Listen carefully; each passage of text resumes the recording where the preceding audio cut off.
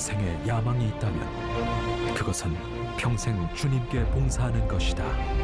젊은 날 이 한 가지 고백으로 조선 땅을 찾았던 아펜젤러 선교사.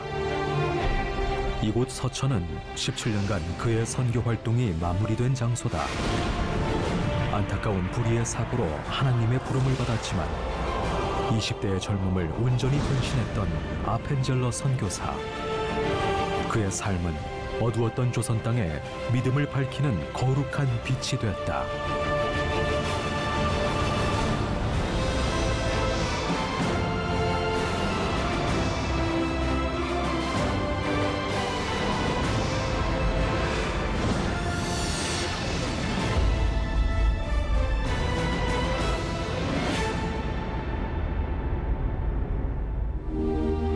초기 한국 선교의 거점마다 발자취를 남긴 아펜젤러 선교사.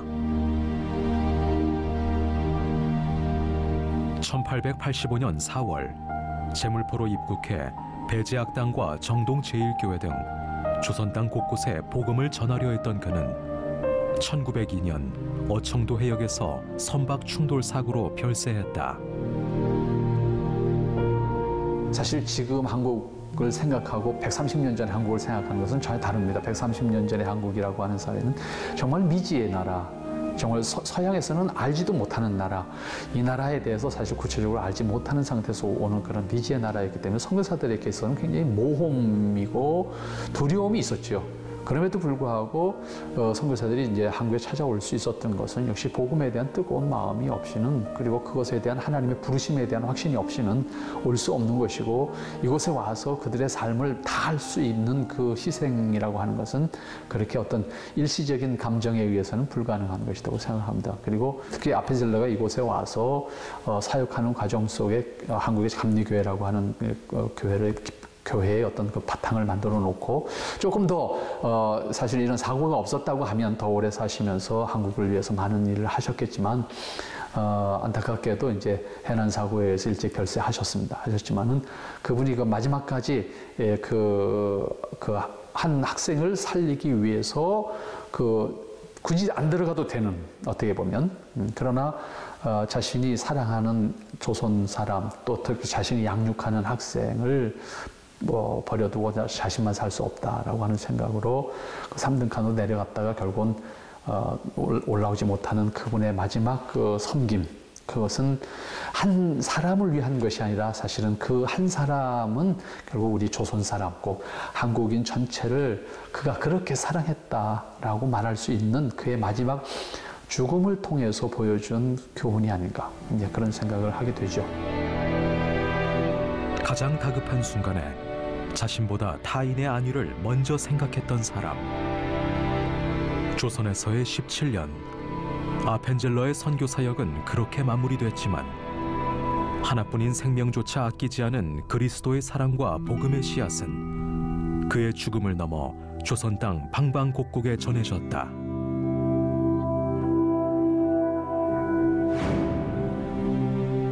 초기 호남 지역 선교의 출발지였던 군산.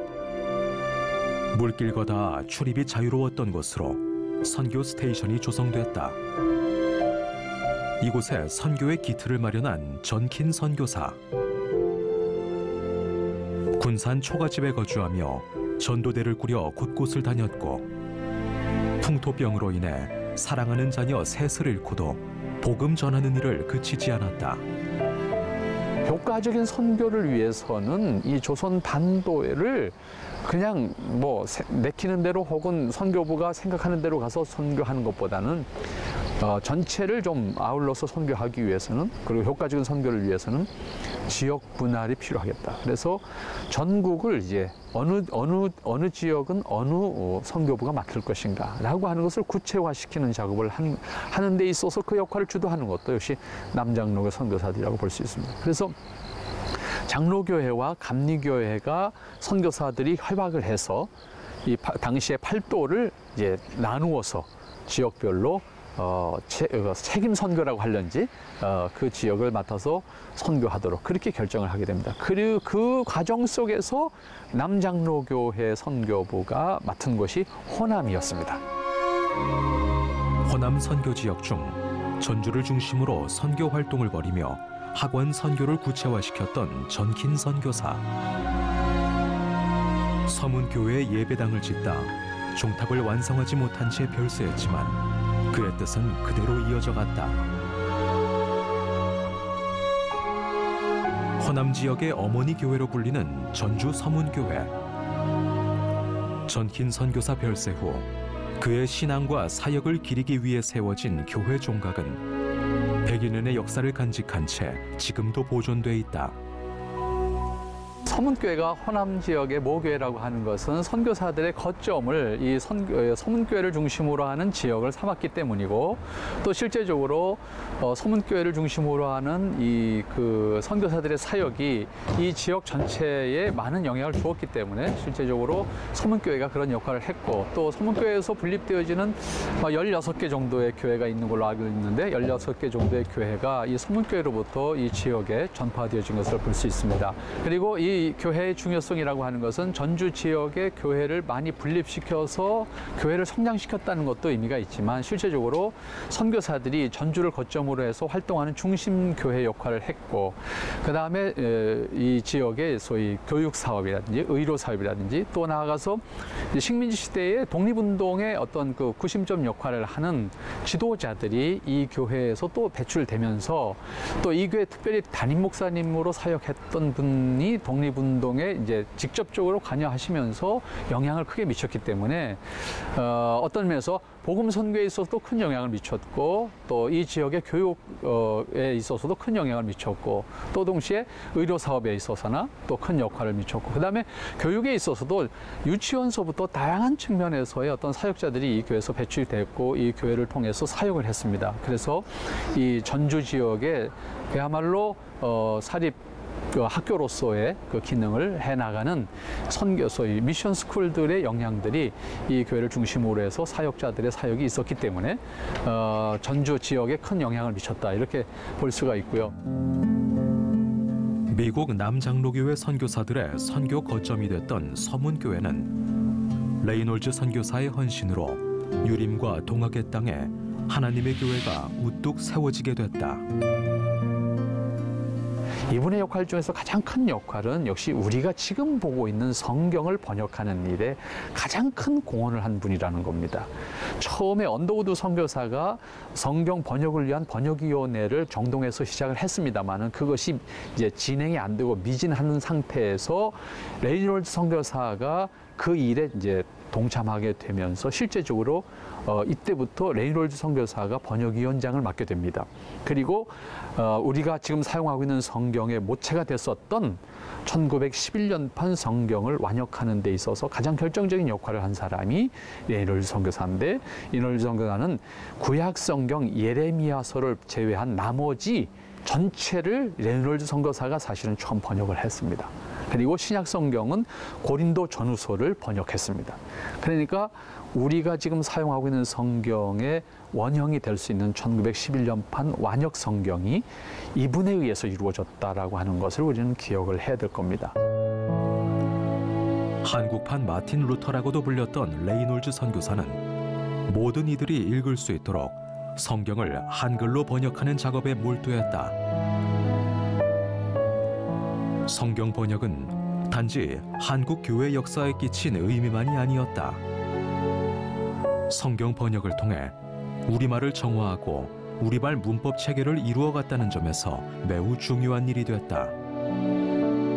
또한 그는 서문교회 2대 담임 목사로 전주를 중심으로 한 호남 지역의 남장로회 선교지를 개척했으며 교육과 의료 사업 등 다양한 측면에서 초기 한국교회 역사에 지대한 영향을 끼쳤다. 1899년 전주 최초의 근대 의료기관으로 세워진 예수병원. 예수병원은 1898년 미국인 마티 잉골드가 전주 성문 밖에서 진료를 하던 것이 그 시작이었다.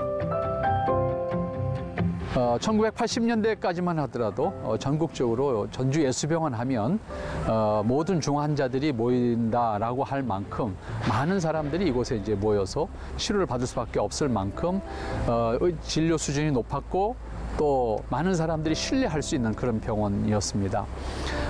그만큼 전주 예수병원이 한때 이제 굉장히 유명했었는데 그것은 역시 선교사님들의 그 탁월한 어떤 경영 능력도 있었지만은 역시 그 의술 그다음에 특별히 한 영혼을 사랑하는 마음으로 끝까지 그 치료하고자 했던 그런 마음들이 결국 이 예수병원을 유명한 병원으로 만들었었지 않았느냐 이런 생각을 할 수 있습니다.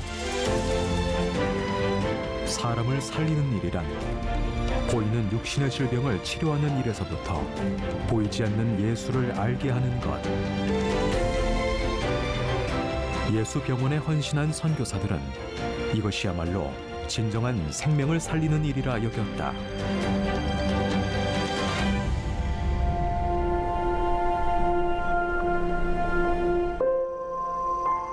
광주 양림동 호남신학대학교 언덕에 자리 잡은 선교사들의 묘원. 오웬 선교사를 비롯해 호남 선교에 헌신한 20여 명의 선교사들이 안장돼 있다. 순천 선교의 개척자 오웬 선교사. 1898년 남장로교회 의료 선교사였던 그는 이듬해 목포 진료소를 개설하고 전라남도 최초로 서양 진료를 시작했다. 광주 선교부에 소속되어 있으면서 순천 선교구역을 섬겼던 그는 순천과 보성, 고흥, 광양, 여수 등으로 말을 타고 다니며 복음을 전했다.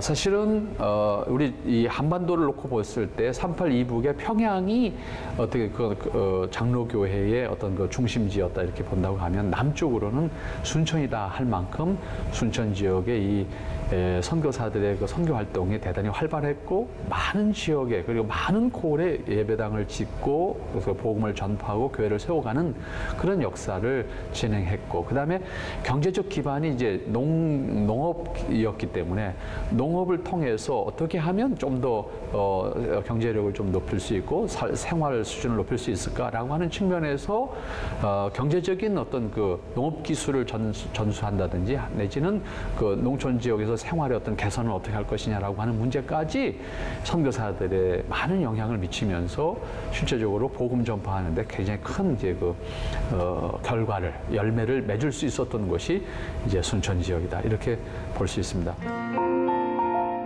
근대 문화의 시작과 함께 뿌려진 복음. 그 씨앗이 열매 맺어 미래로 나아갔던 순천의 역사 중심에 선교사들이 있었다. 유진벨 선교사로부터 시작해 4대째 한국에 헌신한 린튼 선교사 가족. 한국 장로교회의 대표적인 사람 두 사람만 딱 꼽아라 그러면 이제 북쪽에서는 이제 언더우드 뭐 이렇게 이제 생각을 할 것이고 남쪽으로 오면 린튼 선교사를 말할 수밖에 없겠죠. 물론 린튼 선교사는 초기에 오신 분은 아닙니다. 초기에 오신 분은 아니지만은 린튼가를 명문가를 뽑는 것은 역시 한국 선교의 4대가 4대에 이르게 지금 현재 뭐 이제는 귀화를 하셨습니다만 인요한 박사가 그 마지막 후손으로서 아예 귀화해서 한국 사람으로 지금 살지만 그분에 이르기까지 4대가 한국 선교를 위해서 온 가족이 이렇게 헌신한 그런 가족이라고 볼 때에 그런 면에서 생각한다면 역시 순천의 역시 선교사님들 가운데 기억해야 될 분은 역시 린튼가다 이렇게 생각할 수 있습니다. 미국 남장로교 선교사로 오웬과 함께 입국한 유진벨 선교사. 유진벨 선교사의 가문은 사위 윌리엄 린튼과 그의 아들, 손자까지 4대에 걸쳐 한국을 섬기고 있다. 머나먼 땅 조선을 위해 항해길에 올랐던 믿음의 가문. 그들은 북한 동포를 위한 인도주의 단체 설립에 참여해 유진벨 선교사의 4대 손 스티브 린튼은 1994년 유진벨 재단을 세워 북한 주민들의 결핵 퇴치에 앞장서고 있다. 매년 북한을 방문해 의약품 보급과 진료를 통해 지속적인 의료 지원 사업을 이어오고 있다. 한편 그의 동생 존 린튼은 연세대 의대를 졸업한 후 세브란스 병원 국제진료센터 소장으로 한국인들에게도 잘 알려진 인물이다.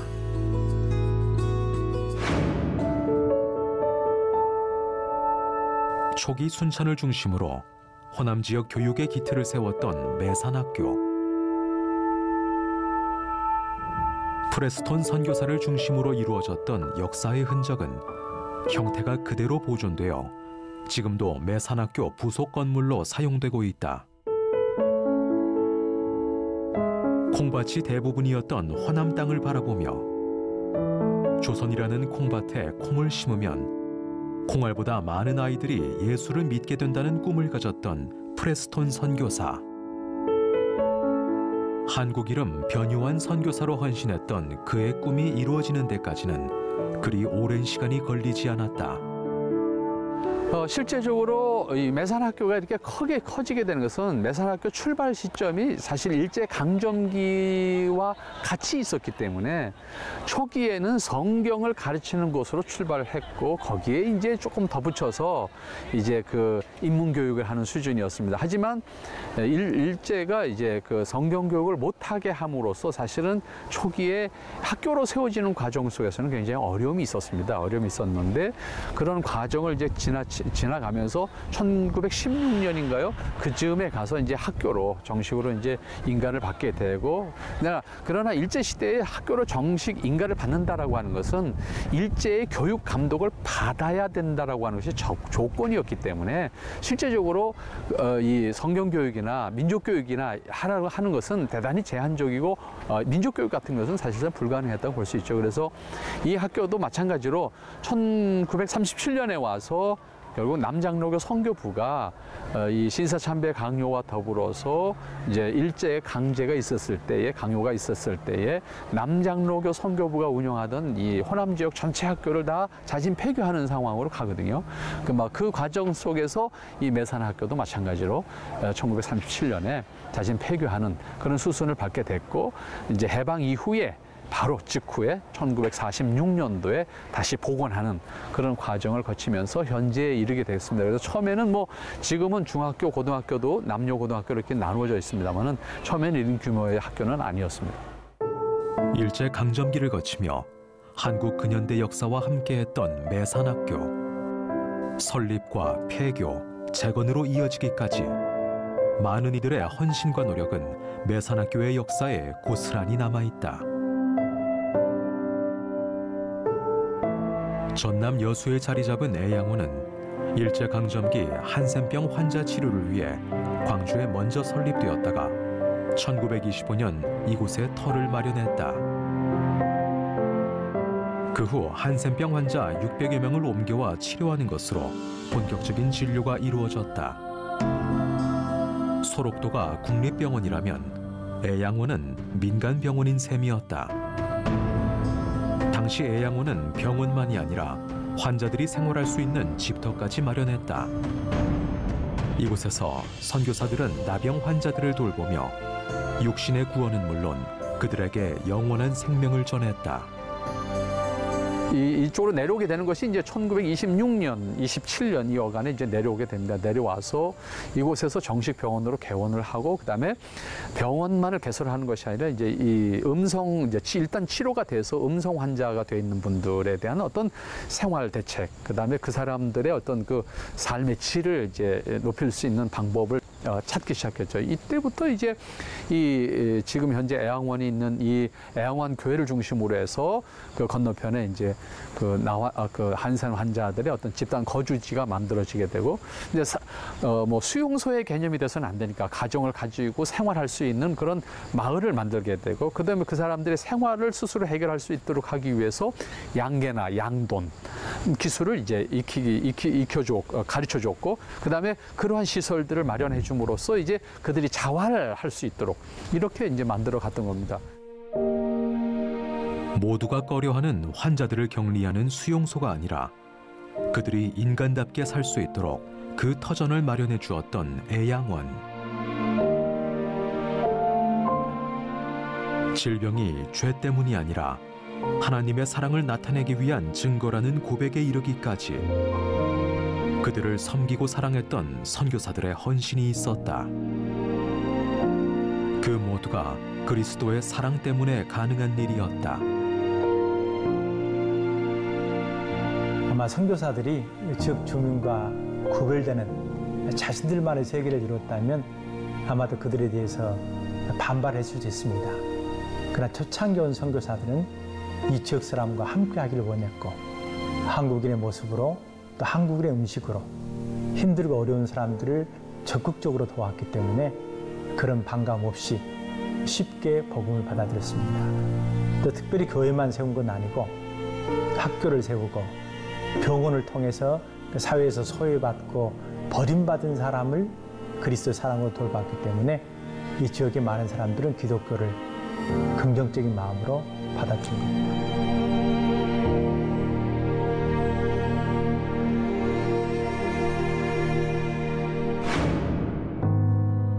전킨과 드루 선교사를 중심으로 세워진 군산의 구암교회.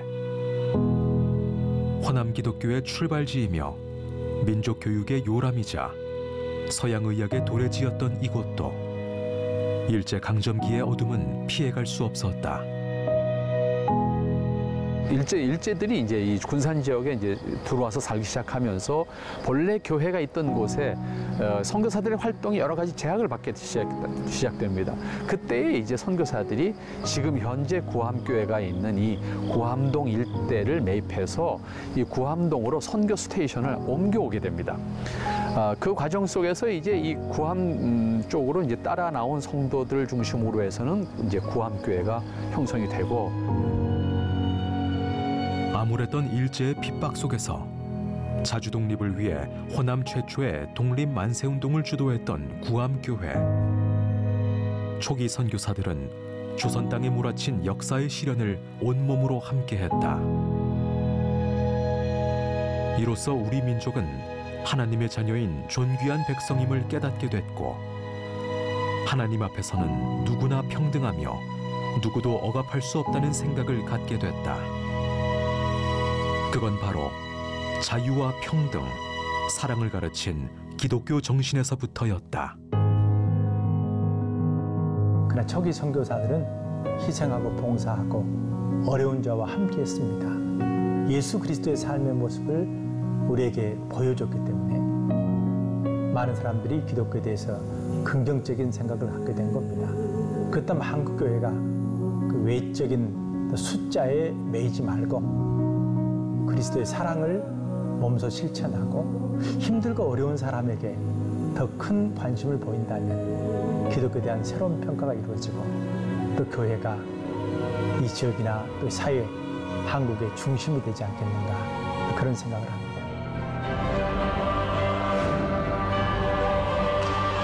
주님의 뜻을 이루기 위해 기꺼이 나섰던 선교의 길. 먼 땅에서 오는 좋은 기별은 목마른 사람에게 냉수와 같다고 했던 말씀처럼 젊은 선교사들의 목숨을 아까워하지 않았던 귀한 수고는 초기 한국교회 성도들의 목마름을 넉넉히 채워주었다. 그리고 그들이 삶으로 전했던 하나님의 말씀은 영원한 생명의 씨앗이 되어 지금도 한국교회의 역사를 이어가고 있다.